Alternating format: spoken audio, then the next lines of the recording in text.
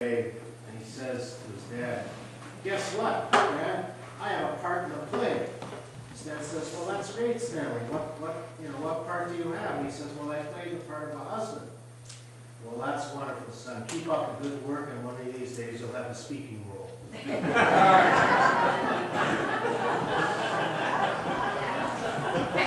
See, Pauline, I told you they'd laugh.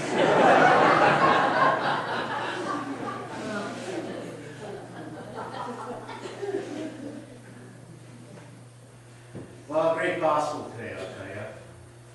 And most of you who know my position and philosophy vis-a-vis violence obviously know, perhaps, or you might even guess a little bit as to what's coming today.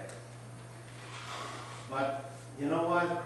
This is a very, very challenging gospel.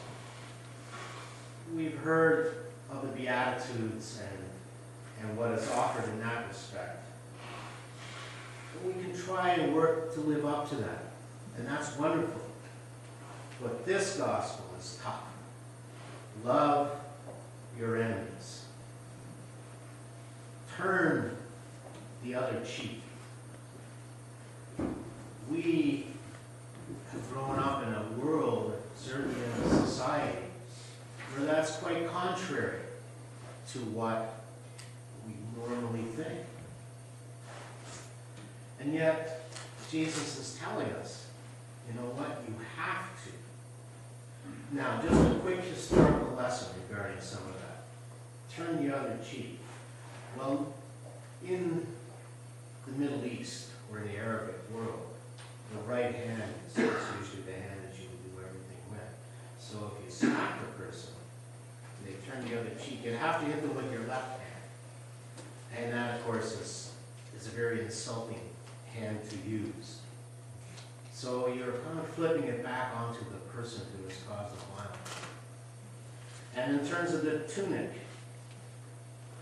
if you took all of your clothes and gave it to the person, you would be left naked. And the individual, according to the traditions of the day, any individual who caused somebody to be naked, that person was considered a bad person. So again, you're flipping it onto the other person. And if you're asked to carry the pack 1 mile, carry it 2. That came out of a law from the Roman soldiers who could ask any Judean or Palestinian, carry my pack. They'd have to carry it for a mile. And so Jesus says, show them up, carry it 2 miles. And of course, to a soldier that would look bad that you couldn't carry you had to get somebody else to carry your pack for more than the 1 mile that you were allotted. So again, it's flipping it back onto the person. But it's even more than that. And when you look at what's been going on in the world in the last little while, it's truly amazing, isn't it? Headline in the Toronto Star this morning: flowers have beaten the guns. What a great, great headline. So when Jesus talks to us about turning the other cheek, who are we to argue? It worked in some of the most repressive societies in the world today. It worked. The Egyptians got rid of Mubarak, who was a dictator for 30 years. They didn't have to use violence to do it. Sure, they became victimized by violence. They turned the other cheek. It's happening in Yemen. It's happening in many other parts of the world today.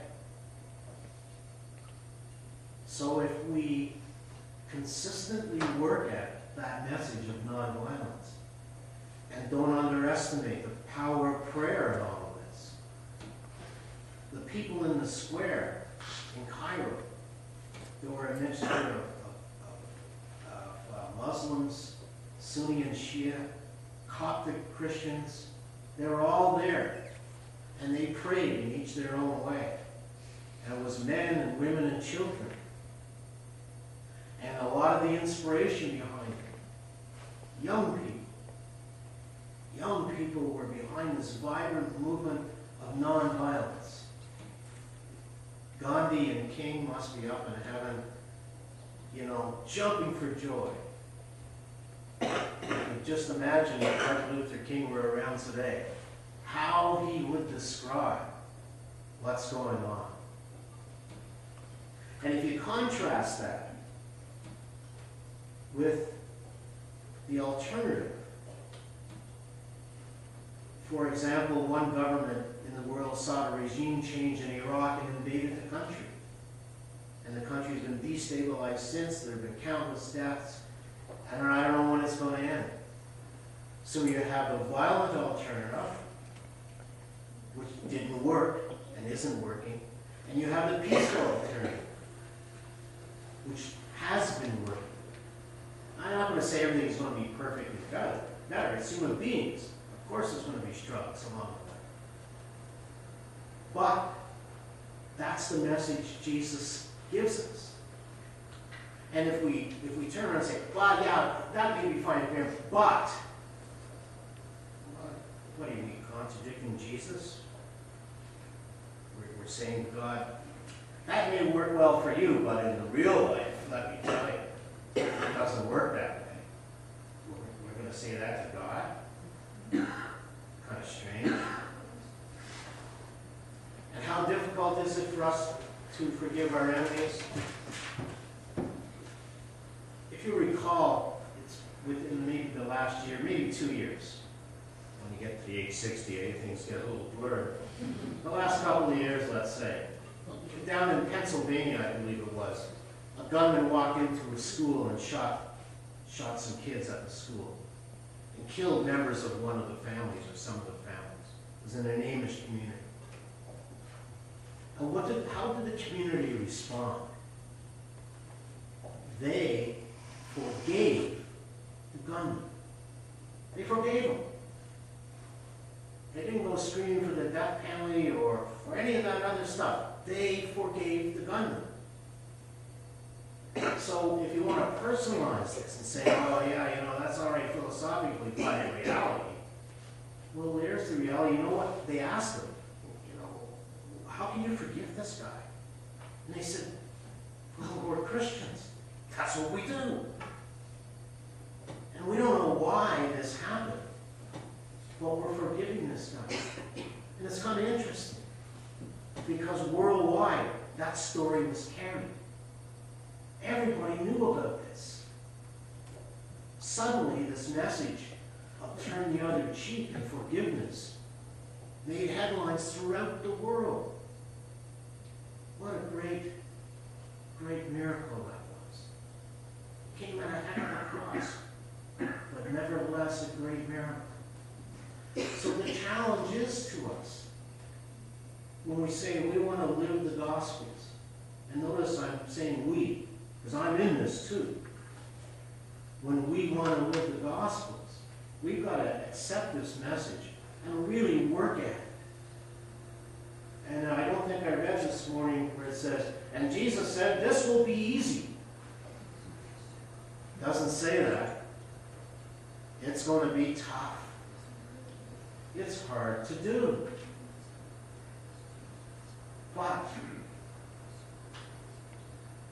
the option, or the other alternative, which may appear easy, is really very, very harmful. So if we work at it, we consistently work at it, and start with the small things, perhaps. We say the Our Father together. Think of the words, forgive us our trespasses, as we have forgiven those who have trespassed against us. So when you say that prayer from now on, think, is there somebody that I have taken offense to or has caused me a problem? I need to find a way to forgive that person. Think about that. And then when it starts within your own heart, it becomes easy. It becomes easier to try to do that in other situations. And keep at it. Jesus had to pound this message into those disciples. I mean, even we know what we're heading towards Lent now, and on Holy Thursday night when they come to arrest him, they, out come the swords. And have you learned anything?